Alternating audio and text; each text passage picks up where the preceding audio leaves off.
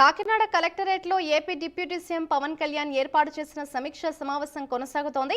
పంచాయతీరాజ్, ఆర్ఎండ్బి, ఆర్డబ్ల్యూఎస్, అటవీ శాఖ, పొల్యూషన్ అధికారులతో విడివిడిగా రివ్యూలు నిర్వహిస్తున్నారు. మరోవైపు సాయంత్రం గొల్లప్రోలులోని తన క్యాంపు కార్యాలయంలో పార్టీ ఎంపీలు, ఎమ్మెల్యేలతో జనసేన అధినేత సమావేశం కానున్నారు.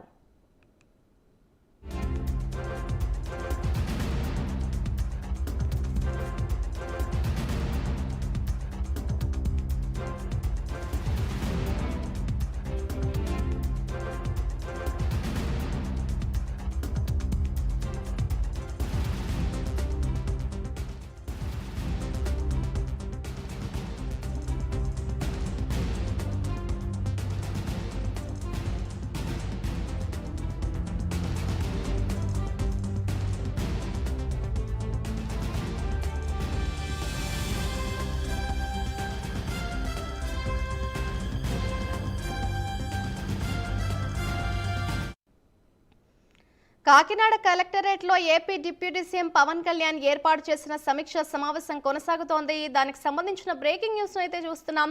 పంచాయతీరాజ్, ఆర్ఎండ్బి, ఆర్డబ్ల్యూఎస్, అటవీ శాఖ, పొల్యూషన్ అధికారులతో విడివిడిగా రివ్యూలు నిర్వహిస్తున్నారు. మరోవైపు సాయంత్రం గొల్లప్రోలులోని తన క్యాంపు కార్యాలయంలో పార్టీ ఎంపీలు, ఎమ్మెల్యేలతో జనసేన అధినేత సమావేశం కానున్నారు. ఇదే అంశంపై మరింత సమాచారాన్ని మా ప్రతినిధి వర్మ లైవ్ ద్వారా అందిస్తారు. వర్మ, చెప్పండి, అటు కాకినాడ కలెక్టరేట్ లో చూస్తే స్టిల్ సమీక్ష సమావేశం అయితే కొనసాగుతోంది. ప్రస్తుతం ఏ శాఖపై సమీక్ష నిర్వహిస్తున్నారో అప్డేట్స్ ఏంటి? మాదిరి ప్రస్తుతం పవన్ కళ్యాణ్ ఏదైతే రూరల్ వాటర్ సప్లైకి సంబంధించి, గ్రామీణ నీటి సరఫరాకు సంబంధించి ప్రస్తుతం సమీక్ష చేస్తున్నారు.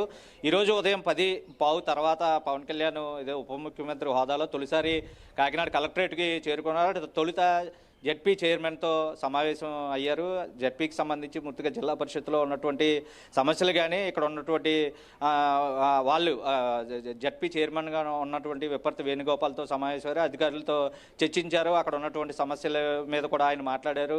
అధికారుల నుంచి విషయాలన్నీ తెలుసుకున్న తర్వాత పూర్తిగా కూడా ప్రస్తుతం గ్రామీణ నీటి సరఫరాకు సంబంధించి ప్రస్తుతం సమీక్ష చేస్తూ ఉన్నారు. ముఖ్యంగా ఆర్డబ్ల్యూఎస్ అధికారులతో పీడబ్ల్యూఎస్ పథకాలకు సంబంధించి అమలు తీరు ఏ విధంగా ఉంది, క్షేత్రస్థాయిలో ప్రస్తుతం ఎటువంటి విధానాలు, పబ్లిక్ వాటర్ సప్లైకి సంబంధించి ఎటువంటి విధానాలు అమలు చేస్తూ ఉన్నారు, ఏదైతే వాటర్ ట్యాంక్లో క్లోరినేషన్కి సంబంధించి ఎటువంటి పద్ధతులు అవలంబిస్తున్నారు, సరఫరా ఏ విధంగా ఉంది, ఏ ప్రాంతాలకి నీటి సరఫరా కొరత ఉంది, ముఖ్యంగా జలజీవన్ మిషన్కి సంబంధించి పథకం ఏ స్థాయిలో ప్రస్తుతం పనులు ఉన్నాయి, ఎంతవరకు ఇంకా ఏం పెండింగ్ ఉన్నాయి, ఇటువంటి సమస్యలన్నింటినీ సప్లై విధానానికి, ముఖ్యంగా నీటికి సంబంధించి నాణ్యత పరీక్షలు ఎన్ని రోజులకు ఒకసారి చేస్తున్నారు, గ్రామీణ ప్రాంతాలన్నింటిలో కూడా ఎటువంటి పరీక్షలు, నాణ్యత ప్రమాణాలు, శుద్ధమైన జలాన్ని వాళ్ళకి అందించేందుకు ఎటువంటి ప్రణాళికలు తాజాగా క్షేత్రస్థాయిలో నడుస్తున్నాయన్న అంశాలని స్వయంగా ఆయన అడిగి అధికారుల నుంచి సమాచారం అయితే సేకరించి ప్రస్తుతం గంటకు పాటుగా ప్రస్తుతం గ్రామీణ నీటి సరఫరాకు సంబంధించి సమీక్ష అయితే కొనసాగుతుంది. ముఖ్యంగా ఏదైతే ఈకోలీ బ్యాక్టీరియా వల్ల పూర్తి స్థాయిలో కాకినాడ జిల్లాకు సంబంధించి అటు పెద్దాపురం అయితేనో, తుని అయితేనో, బెండపూడి ప్రాంతానికి సంబంధించి పూర్తిగా కూడా కొన్ని డయేరియా కేసులు రావడం, ఒకరు మృత్యువాత పడిన నేపథ్యంలో ప్రస్తుతం ఆ వాతావరణం కూడా ప్రస్తుతం కొనసాగే అవకాశం ఉంది. ముఖ్యంగా వర్షాకాలంలో ఇటువంటి ఈకోలీ బ్యాక్టీరియా ప్రాబ్లమ్స్, మిగతా ఇతరత్ర ప్రాబ్లమ్స్ వల్ల పూర్తి స్థాయిలో ఏదైతే నీటి సరఫరాకు సంబంధించి కొంత కలుషితం అయితే రోగాల బారిన ప్రజలు పడతారు. దాన్ని నాణ్యతగా జలాన్ని అయితే అందించవలసిన బాధ్యతకి ఎటువంటి ప్రణాళికలు ఇప్పటివరకు కొనసాగుతున్నాయి, ఎటువంటి అంటే క్లోరినేషన్కి సంబంధించి వాటర్ ట్యాంకులు ఏదైతే ఇంటేక్ గోదావరి నుంచి తీసుకున్న జలాల్ని శుద్ధి చేసి ప్రజలకి ఇవ్వాల్సిన పరిస్థితుల్లో ఈ ప్రాసెస్ అంతా ఏ విధంగా ఇక్కడ చేపడుతున్నారు, నాణ్యత ప్రమాణాలు ఏ విధంగా మీరు పరీక్షిస్తున్నారు, ఎటువంటి వాటర్ని బయటకు అందజేస్తున్నారు, ఎందుకంటే టీడీఎస్ టోటల్ డిజాల్వ్ సాలిడ్స్ ఉన్న టీడీఎస్ రిపోర్టు ప్రకారం ఆ నాణ్యత ప్రమాణం ఏంటి, అలాగే పీహెచ్ లెవెల్స్ ఏ విధంగా మెయింటైన్ అవుతున్నాయి, దాన్ని క్లోరినేషన్ చేసి వాటర్ ట్యాంకుల ద్వారా ఏ విధంగా సప్లై చేస్తున్నారు, ఈ తదితర అంశాలని ఆయన ఇప్పటికే దానిపై కొంత విషయ పరిజ్ఞానం తెలుసుకుని ఉన్న మీద పూర్తి స్థాయిలో అధికారులతో వాటన్నిటిని కూడా వివరాలు అడిగి తెలుసుకుంటూ ఉన్నారు. ఏదైతే పీడబ్ల్యూఎస్ అధికారులు, ఏదైతే రూరల్ వాటర్ సప్లైకి సంబంధించి పూర్తిగా అధికారులందరూ ప్రస్తుతం అగ్రస్థాయి నాయకులు, ఏదైతే పూర్తిగా అధికారులందరూ కూడా ఆ డిపార్ట్మెంట్కి సంబంధించి అధికారులందరూ ప్రస్తుతం సమీక్ష చేస్తున్న పరిస్థితి అయితే ఉంది. ఇక మీదట తీసుకోవాల్సిన పరిస్థితి ఏదైతే అధిగమించి డయేరియా ఒకవైపు ప్రబల నేపథ్యంలో వాటికి ఎటువంటి చర్యలు తీసుకున్నారో, ఇప్పుడు అక్కడ వాటర్ ఏ విధంగా సప్లై అవుతుంది, డయేరియా రావడానికి ప్రధాన కారణం ఏంటి, పూర్తిగా కూడా ఈకోలీ బ్యాక్టీరియా వల్ల వచ్చిందని ఏదైతే ట్రీట్మెంట్ చేసినటువంటి డాక్టర్లు కూడా చెప్పిన పరిస్థితి. ఈకోలీ బ్యాక్టీరియా అన్నది పూర్తిగా కూడా తాగునీటిలో ఏదైతే మానవుల లేదా జంతువులకు సంబంధించి మలమూత్రాదులు కలిసినప్పుడే ఈకోలీ బ్యాక్టీరియా వస్తుంది. అటువంటి నీటిని ఏ విధంగా అది ఏర్పడింది పూర్తి స్థాయిలో, దానికి అండర్ గ్రౌండ్లో ఉన్నటువంటి పైపులకు సంబంధించి పూర్తిగా ఎటువంటి రక్షణ చర్యలు, పైపులు పగిలిపోయి ఉండే అట్లా మిక్స్ అయ్యి వెళ్తుందా, డ్రైనేజీల్లో పైపులు వెళ్తూ ఉన్నాయా, దేనికి కారణం ఎందువల్ల ఏరియా ప్రబలింది అనే అంశాలను కూడా అధికారులను అడిగి తెలుసుకుంటా ఉన్నారు. ఇప్పుడు వచ్చిన తర్వాత వాటి నుంచి రక్షించేందుకు లేదంటే మంచినీటిని మళ్ళీ తిరిగి శుద్ధమైన జలాలను అందించడానికి మీరు తీసుకున్నటువంటి ప్రాథమిక చర్యలు ఏంటి అంటూ కూడా ప్రస్తుతం అధికారులను ప్రశ్నిస్తూ సమీక్ష కొనసాగిస్తున్నారు. పూర్తిగా కూడా RWS అంటే రూరల్ వాటర్ సప్లైకి సంబంధించి, గ్రామీణ నీటి సరఫరాకు సంబంధించి జలజీవన్ మిషన్ ప్రస్తుతం ఎంతవరకు వచ్చింది, ఎందుకంటే గతంలో జలజీవన్ మిషన్కి సంబంధించి 1203 కోట్ల రూపాయలతో పూర్తిగా కూడా కాకినాడ జిల్లాకి సంబంధించి ఉమ్మడి జిల్లాలో ఆ ప్రతిపాదన మొదలుపెట్టినప్పటి నుంచి చాలా వరకు పూర్తి చేసిన సందర్భంలో ఏదైతే గుత్తేదారు ఎవరు కాంట్రాక్టర్ దాన్ని పనులు చేస్తున్న గుత్తేదారికి 86 కోట్లు కూడా బిల్లింగ్ పెట్టి గడిచిన 3 సంవత్సరాల నుంచి కూడా పనులు నిలిచిపోయిన పరిస్థితులు. ప్రస్తుతం తాజాగా ఈ డయేరియా ప్రబలడానికి కారణం అదొక కారణంగా కూడా అధికారులు చెప్తూ ఉన్నారు. ఏదైతే రూరల్కి సంబంధించి గ్రామీణ ప్రాంతాల్లో కొన్ని ప్రాంతాల్లో పూర్తిగా కూడా వాటర్ పైప్ లైన్లు పగిలిపోవడం, అలాగే ఓవర్ హెడ్ ట్యాంకులు ఏదైతే ఉంటాయో వాటి నుంచి సరఫరా చేసేటువంటిలో మెయింటెనెన్స్ సరిగ్గా ఇవ్వకపోవడం నేపథ్యంలో ఈ కారణాల చేత ప్రస్తుతం ఈ డయేరియా అన్నది జిల్లాలో వచ్చింది. అయితే పూర్తి స్థాయిలో దాన్ని అరికట్టాము. వెంటనే ఎవరైతే డయేరియా బారిన పడిన వాడిని కూడా చికిత్స త్వరితగతిన అందజేసాం, వాళ్ళందరూ కోలుకున్నారు.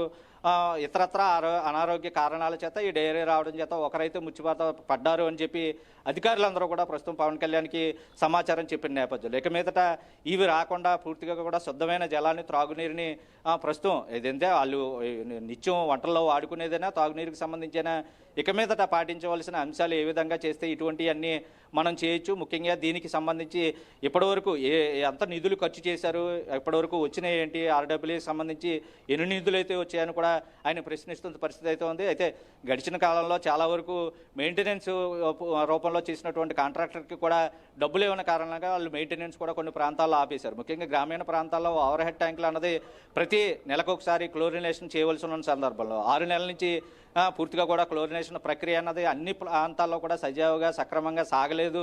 ఇప్పుడు కూడా కొన్ని నాణ్యత ప్రమాణాలు పరిశీలిస్తే గ్రామీణ నీటి సరఫరాకు సంబంధించినంత వరకు చాలా వరకు కూడా ఈ పరిశుద్ధ జలంగా అయితే చెప్పబడట్లేదు. పూర్తిగా కూడా శుద్ధ జలాలు, తాగునీటి జలాలు పూర్తిగా పరిశుభ్రంగా ఉంటేనే మనుషులు ఆరోగ్యంగా ఉంటారు. ఆ దిశగా మనం చేయాలి. మనం తాగే నీళ్లు కూడా ఎంతో శుభ్రంగా ఉంటే మనం తాగం కదా, అటువంటిదే ప్రజలకు అందించాలి, నాణ్యత ప్రమాణాలు ఖచ్చితంగా పాటించాలంటూ కూడా ఆయన సూచనలు చేస్తున్న పరిస్థితి అయితే ఉంది. ప్రస్తుతం పంచాయతీరాజ్ శాఖకు సంబంధించి కూడా అటు తర్వాత సమీక్ష చేయబోతున్నారు. అటు తర్వాత అటవీ పర్యావరణానికి సంబంధించి సమీక్ష ఉంటుంది. చివరగా R&Bకి సంబంధించి సమీక్ష కొనసాగిస్తారు. ఇదంతా ముగిసేసరికి సుమారు 4 గంటల ప్రాంతం వరకు కూడా ఈ సమీక్షలు అయితే కొనసాగే అవకాశం ఉంది. అయితే రూరల్ వాటర్ సప్లైకి సంబంధించి ఎక్కువసేపు పూర్తిగా గంటన పావు దాటి సమీక్ష అయితే కొనసాగుతున్నది. అధికారుల్ని ఈయనకి కావలసిన సమాచారాన్ని అడుగుతూ ఉన్నారు. వాళ్ళు చెప్పే సమాధానానికి ఆయనకు ప్రతిగా ఏం చేసి ఉంటే బాగుండేదో, మీరు ఎందుకు అటువంటి నిర్ణయాలు తీసుకోలేదు, సప్లై విషయంలో కానీ, క్లోరినేషన్ విషయంలో కానీ, పథకాలు జలజీవన మిషన్ పథకాల అమలు విషయంలో కానీ ఎటువంటి ప్రక్రియ ఇప్పటివరకు అవలంబించారు,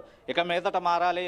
ప్రత్యేకించి రూరల్ వాటర్ స్కీమ్ ప్రతి ఇంటికి కుళాయి ఏదైతే జలజీవన మిషన్కి సంబంధించి పూర్తి స్థాయిలో అమలు చేయాలనుకున్నాం, దానికి ప్రణాళికలు ఏం సిద్ధం చేశారు మీరు అంటూ కూడా ప్రశ్నించారు.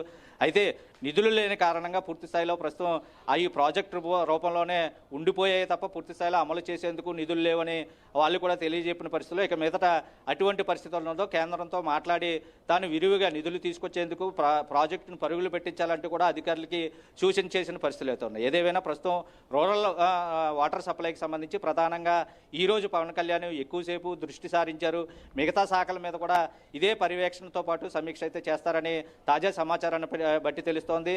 అయితే పూర్తి స్థాయిలో విషయ పరిజ్ఞానం ఇప్పటికీ ఎక్కువగా దాని మీద నేర్చుకున్నటువంటి పవన్ కళ్యాణ్ ఉప ముఖ్యమంత్రి హోదాలో ఒక గ్రామీణ నీటి సరఫరాకు సంబంధించి కానీ, గ్రామీణాభివృద్ధి శాఖ మంత్రికి కానీ సంబంధించి మంచి ఇప్పటికే చాలా అనుభవం ఉన్న నేతగా ప్రస్తుతం ఆయన అడిగే ప్రశ్నలు కూడా కనపడుతూ ఉన్నాయంటే అధికారులు కూడా చెప్తూ ఉన్నారు. అయితే ఈ స్థాయిలో మమ్మల్ని ఎడ్యుకేట్ చేస్తూ మాకు భరోసా ఇస్తూ పూర్తి స్థాయిలో మా సహాయ సహకారాలతో మీ అండతో ఏదైతే మీ ప్రోద్బలంతో పూర్తిగా కూడా మీరు కోరుకున్నటువంటి వాటర్ సప్లై సరఫరాకు సంబంధించి కానీ గ్రామీణ ప్రాంతం అలాగే పట్టణ ప్రాంతాల్లో కూడా అతి త్వరగానే ఈ ప్రాజెక్ట్ని అయితే జలజీవన్ మిషన్లో పెండింగ్ ఏముందో అవన్నీ కూడా కంప్లీట్ చేస్తామంటూ కూడా తిరిగి వాళ్ళు సమాధానం చెప్తున్న పరిస్థితి అయితే ఉంది. ఇటువంటి శాఖకి సరైన నాయకుడు ఏదైతే మంత్రిగా రావడం కూడా మా అదృష్టం అంటూ కూడా ఇద్దరు ముగ్గురు అధికారులు కూడా చెప్పినట్టుగా అయితే సమాచారం తెలుస్తుంది. ఏదేమైనా ప్రస్తుతం గ్రామీణ నీటి సరఫరాకి ప్రధాన లక్ష్యంగా శుద్ధమైన జలాలు ప్రస్తుతం ప్రతి ఒక్కరికి అందాలి, ఎక్కడా కూడా ఎటువంటి లోపాలు లేకుండా పూర్తిగా కూడా అపరిశుభ్రమైన నీటిని ఎక్కడా సరఫరా అన్నది చేయకూడదు. ఒకవేళ అటువంటి పరిస్థితులు వస్తే పూర్తి స్థాయిలో దాన్ని అక్కడికే ఆపి ట్యాంకర్ల ద్వారా నీటి సరఫరా చేయండి తప్ప తూతూ మంత్రంగా అయితే ఎక్కడ క్లోరినేషన్ విషయంలో కూడా ఎక్కడ రాజీ పడద్దు. నాణ్యత కలిగిన వాటర్నే ప్రజలకు అందివ్వాలి. ఇక మీదట పూర్తి స్థాయిలో అధికారులందరూ అప్రమత్తంగా ఉండాలి, ఎక్కడ ఎటువంటి అనారోగ్యం పాడుపడకుండా. ఎందుకంటే ప్రధానంగా దేనికైనా సరే జలమే ఆధారం. పూర్తి స్థాయిలో అది మంచినీటి అన్నది మనిషికి నిత్యావసరంగా మారిపోయిన ఉదయం నుంచి సాయంత్రం వరకు ఎక్కువగా వాడేది వాటరే. అది ప్రతి దాంట్లో అది వంటల్లో కావచ్చు, తాగునీరు అన్నది ప్రధానంగా ముఖ్యంగా ప్రతి ఒక్కరూ దానిపై దృష్టి పెట్టాలి అధికారులు. పూర్తి స్థాయిలో దాని అమలుకి ఎప్పటి నుంచి పూర్తి స్థాయిలో మీరు పరుగులు పెట్టాల్సిన పరిస్థితి అయితే ఉంది. జలజీవన్ మిషన్కు సంబంధించి పూర్తి స్థాయిలో అమలు పరచడానికి మీరు సిద్ధంగా ఉండండి, కావలసిన అన్ని వనరులని నేను సమకూరుస్తానని ప్రస్తుతం పవన్ కళ్యాణ్ కూడా చెప్పారు. ప్రస్తుతం ఇంకొక పావుగంట సేపు కూడా ఈ గ్రామీణ నీటి సరఫరాకి సంబంధించి సమీక్ష కొనసాగుద్ది. అటు తర్వాత పంచాయతీరాజ్ శాఖకి సంబంధించి ఉంటుంది. ఆ తర్వాత అటవీ పర్యావరణం, చివరగా ఆర్ఎండ్బికి సంబంధించి సమీక్ష చేయనున్నారు. ఇదంతా ముగిసేటప్పుడు సాయంత్రం 4 గంటలకి వరకు కొనసాగనుందని తాజా సమాచారాన్ని బట్టి తెలుస్తుంది. సాయంత్రం మళ్ళీ చేబ్రోలు వెళ్తారు. అక్కడ జనసేనకు సంబంధించి ఎవరైతే అందుబాటులో ఉన్న ఎమ్మెల్యేలతోటి ఎంపీలతోటి సమీక్ష చేస్తారని ఆ పార్టీ వర్గాల నుంచి సమాచారం తెలుస్తుంది. ప్రస్తుతం పవన్ కళ్యాణ్ ఉప ముఖ్యమంత్రి హోదాలో సమీక్ష అయితే కొనసాగుతుంది. మాధురి.